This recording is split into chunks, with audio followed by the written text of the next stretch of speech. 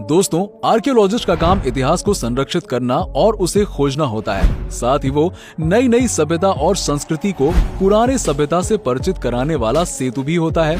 ऐतिहासिक वस्तुओं और सभ्यताओं की खोज से लेकर आधुनिक संग्रहालयों के संरक्षण का काम भी आर्कियोलॉजिस्ट को करना होता है। आज के दौर में आर्कियोलॉजिस्ट ने कई ऐसे अवशेष खोज निकाले हैं जिससे पता चलता है कि हजारों साल पहले ऐसा भी होता था। तो चलिए दोस्तों, आज हम बात करते हैं कुछ ऐसे खोजों के बारे में जिसे सुनकर आप हैरान रह जाएंगे। और अगर आपको वीडियो अच्छा लगे तो हमारे YouTube चैनल को सब्सक्राइब जरूर कर लीजिएगा। दोस्तों, हमारे धर्म ग्रंथों में विमानों का जिक्र कई स्थानों पर किया गया है। कुबेर के पास मन की इच्छा से चलने वाला विमान था। यात्री की संख्या के अनुसार उसका आकार कम और ज्यादा भी हो जाता था। कुछ साल पहले कंधार में अमेरिकी सैनिकों को एक गुफा में प्राचीन यंत्र मिला जो एक विमान जैसा था। अमेरिकी सैनिक खोज तो कुछ और रहे थे, लेकिन जो उन्हें मिला उसे देखकर वो अपनी आंखों पर यकीन नहीं कर पा रहे थे। उस गुफा में जब वो सैनिक घुसे तो सामने एक बड़ा सा और किसी कथा कहानी में बताए जाने वाला विमान मौजूद था। कुछ देर बाद वहाँ टाइम जोन एक्टिव हो गया और 8 सैनिक अचानक गायब हो गए। आपको ये तो याद होगा कि आतंकी ओसामा बिन लादेन की खोज के लिए अमेरिका ने कितना सघन ऑपरेशन चलाया था। अमेरिका करीब 10 साल लगा रहा ओसामा बिन लादेन को ढूंढने में। इसी खोज के दौरान अमेरिका सैनिकों को पौराणिक इतिहास से जुड़ा वो यंत्र मिला जो सबके लिए उत्सुकता का केंद्र है।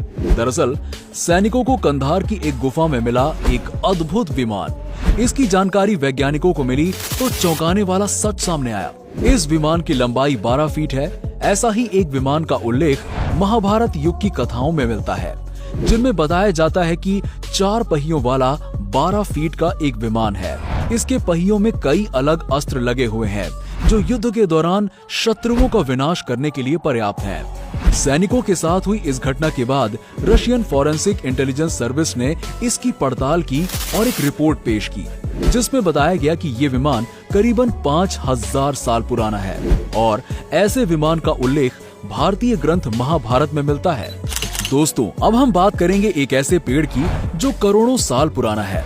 दोस्तों, वैज्ञानिकों को जब पता चला कि बरामद हुआ पत्ता पेड़ से 6000 साल पहले गिरा था तो वो खुद हैरान रह गए। किसी और चीज की खोज में निकले वैज्ञानिकों के दस्ते के हाथ एक बहुमूल्य खजाना लगा। एल्म के पेड़ का इतिहास इस पृथ्वी पर 2 करोड़ साल पुराना है। इस वक्त दुनिया के कई हिस्सों में पाए जाने वाला ये पेड़ एक जमाने में सिर्फ उत्तरी अमेरिका तक ही सीमित था। हालांकि आज की तारीख में ये यूरोप से लेकर एशिया तक हर जगह उगाया जाता है। पार्कों में सजावट के लिए भी इस पेड़ को लगाया जाता है। इसकी लकड़ी फर्नीचर के लिए काफी मुरीद मानी जाती है। हिमालय के इलाके में इसकी पत्तियां जानवरों को काफी लुभाती हैं। हिंदी में कुछ लोग इसे चिरा बेल भी कहते हैं। मुलायम पत्तियों को चारा के तौर पर कई जानवर बड़े चाव से खाते हैं। लेकिन आपको जानकर हैरानी होगी कि इसी एल्म के पेड़ का एक पत्ता हजारों साल से वैसा का वैसा ही पड़ा हुआ है। ब्रिटेन में आर्कियोलॉजिस्ट ने जब इस पत्ते की खोज की तो लोग दंग रह गए। वैज्ञानिकों के मुताबिक इस पत्ते की उम्र 6000 साल है। असल में उत्तरी इंग्लैंड के तटीय इलाके में ब्लैक पूल के पास उत्खननकर्ता एक जगह की सफाई कर रहे थे। इसी दौरान उनके हाथ कुछ ऐसा लगा जिसकी उन्हें उम्मीद नहीं थी। वैज्ञानिकों को न सिर्फ ये पत्ता मिला बल्कि पाषाण युग के कुछ हथियार और बर्तन भी वहां से बरामद हुए। मुख्य आर्कियोलॉजिस्ट फ्रेजर ब्राउन ने ब्रिटिश अखबार द डेली मेल को बताया कि ये खोज पुरातत्व के हिसाब से राष्ट्रीय महत्व की है। उन्होंने बताया कि उनके दल को बर्तनों के कई अवशेष भी मिले जिनमें पौधों को रखा जाता था। इससे उस जमाने में उगने वाले पेड़ पौधों, पानी, जलवायु और मानवीय गतिविधियों को समझने में काफी मदद मिलेगी। उन्होंने आगे बताया, हमने बर्तन, पत्थर के हथियार और कोल तार जैसे पदार्थ भी बरामद किए हैं। इससे मेसोलिथिक शिकारियों के बारे में हमें जानकारी मिल पाएगी। साथ ही नियोलिथिक और कांस्य युग के किसानों के बारे में भी हम जान पाएंगे, क्योंकि ये सब हमें पानी के किनारे मिला है। दोस्तों, अब हम बात करेंगे एक ऐसे मोबाइल फोन की जो लगभग 2800 साल पुराना है। जी हाँ, ऑस्ट्रिया में चल रही पुरातत्व विभाग की खुदाई के दौरान वैज्ञानिकों को 2800 साल पुराना मोबाइल फोन मिला। mysteriousuniverse.org की खबर के मुताबिक 2015 की शुरुआत में जब वैज्ञानिक साल्ज़बर्ग नामक ऑस्ट्रियन शहर में पुरातत्व महत्व वाली चीजों के लिए खुदाई कर रहे थे, तब उन्हें मोबाइल फोन से मेल खाती हुई मिट्टी की एक वस्तु मिली। खबर में बताया गया है कि ये वस्तु करीबन 2800 साल पुरानी है। फोन का कीपैड अजीब भाषा में है जिसे क्यूनिफॉर्म कहते हैं।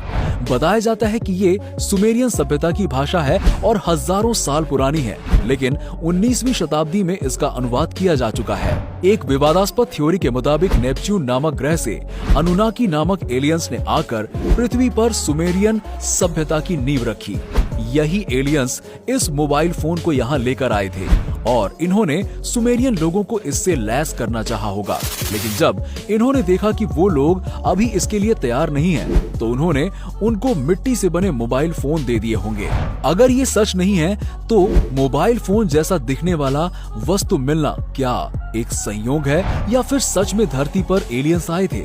जवाब समय के गर्भ में छुपा हुआ है, जो समय पर ही मिलेगा। जानकारी के लिए बता दें कि इस मोबाइल फोन में 12 बटन, डिस्प्ले और टॉक बटन है।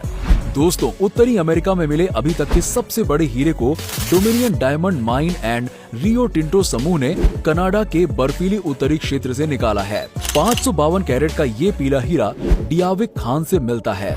ये हीरा कनाडा में मिले दूसरे सबसे बड़े हीरे से 3 गुना ज्यादा बड़ा है। यहाँ जियाविक और पड़ोस के एकाती खान से बहुत उम्दा गुणवत्ता वाले हीरे मिले हैं, लेकिन ये दक्षिण अफ्रीका की खानों में आमतौर पर मिलने वाले विशाल रत्नों के प्रकार के लिए मशहूर नहीं है। डोमिनियन के मुख्य कार्यकारी अधिकारी शेन दुर्गिन ने कहा कि हीरे की गुणवत्ता अच्छी है, यानी ज्वेलरी में इसका प्रयोग किया जा सकता है। इसके साथ ही उन्होंने कुछ विवरण भी दिए जिससे कि इसका मूल्य निर्धारित करने में मदद मिल सके। पीला पत्थर आमतौर पर अफ्रीका की खदानों में मिलने वाले टाइप 2A सफेद पत्थरों की तुलना में कम दामों पर मिलते हैं। हालांकि उच्च गुणवत्ता वाले पीले फैंसी और गहरे पीले पत्थर अच्छे दामों में बिकते हैं। दुर्गिन ने एक इंटरव्यू में बताया कि हम इसे फैंसी पीले की श्रेणी में रखेंगे, लेकिन इसके अलावा इसका कठोर स्वभाव और प्रसंस्करण भी मायने रखता है। इसकी कीमत का सटीक अनुमान पता लगा पाना अभी मुश्किल है। ये सब कुछ हीरो की कटिंग की प्रक्रिया पर निर्भर करता है। ब्लूमबर्ग के अनुसार हीरे की ये खोज इस सदी की 7वीं सबसे बड़ी खोज है।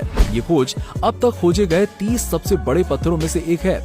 1905 में दक्षिण अफ्रीका के प्रिटोरिया में 3106 कैरेट का सबसे बड़ा हीरा मिला, जिसे 2 बड़े हीरे the great star of America और लेसर स्टार ऑफ अफ्रीका में काटा गया था। ये दोनों ब्रिटेन के मुकुट में लगे हुए हैं।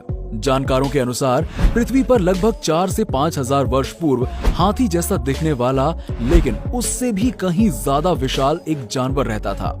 उसके दांत बहुत अधिक बड़े और घुमावदार होते थे और शरीर पर ऊन की तरह लंबे लंबे बाल होते थे। आम और प्रचलित भाषा में इस जानवर को मैमथ कहा जाता है, लेकिन मैमथ नाम का ये विशाल और शायद सबसे प्राचीन हाथी आधुनिक सभ्यता की शुरुआत से ही काफी पहले ही दुनिया से लुप्त हो चुका है। लेकिन हाल ही में जारी एक वीडियो में इस विशालकाय जीव को फिर से या फिर कहें पहली बार देखा गया है, और वो भी साफ साफ और स्पष्ट तरीके से। पिछले साल गर्मियों में साइबेरिया के स्वायत्त आक्रमण क्षेत्र चुकोटका में एक सरकारी इंजीनियर ने इस वीडियो को बनाया था। इंजीनियर का कहना है कि किसी निर्माण के काम में वो उस स्थान पर पहुंचा, लेकिन जब उसने एक हाथी जैसे दिखने वाले विशालकाय और अद्भुत जीव को नदी पार करते देखा तो उसे बहुत हैरानी हुई। इस जीव के बाल रूस के इस इलाके में मिले एक विशाल आकार के हाथी वुल्ली मैमथ से मिलता जुलता है। पैरानॉर्मल लेखक माइकल कोहेन का कहना है कि बहुत सारे लोगों ने इस क्षेत्र में कुछ विशाल आकार वाले जानवर देखने की बात कही है। ये अफवाह है या फिर वाकई में इसमें कोई सच्चाई है, इसकी अभी तक पुष्टि नहीं की गई है। वैसे भी साइबेरिया एक विशाल क्षेत्र है और इसके आसपास बहुत बड़े क्षेत्र को अभी भी पूरी तरह से खोजा नहीं जा सका है, जो अब भी मनुष्य की पहुंच से दूर है। उल्लेखनीय है कि ये विशालकाय जीव 10,000 साल पहले अंतिम हिमयुग के दौरान पाया गया था। इस हिमयुग का एक छोटा सा हिस्सा साइबेरिया के तट पर वोंग्रेल द्वीप के आसपास भी है।